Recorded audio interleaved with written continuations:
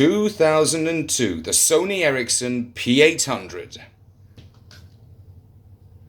2004, the Nokia 7200.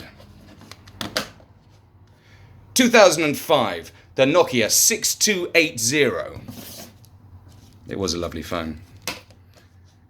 2006, the Sony Ericsson, I can't remember its name, but it had a keyboard and a pen in it. Yeah.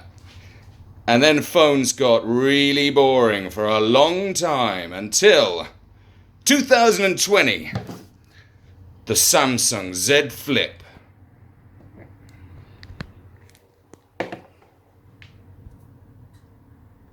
Flip phones are back.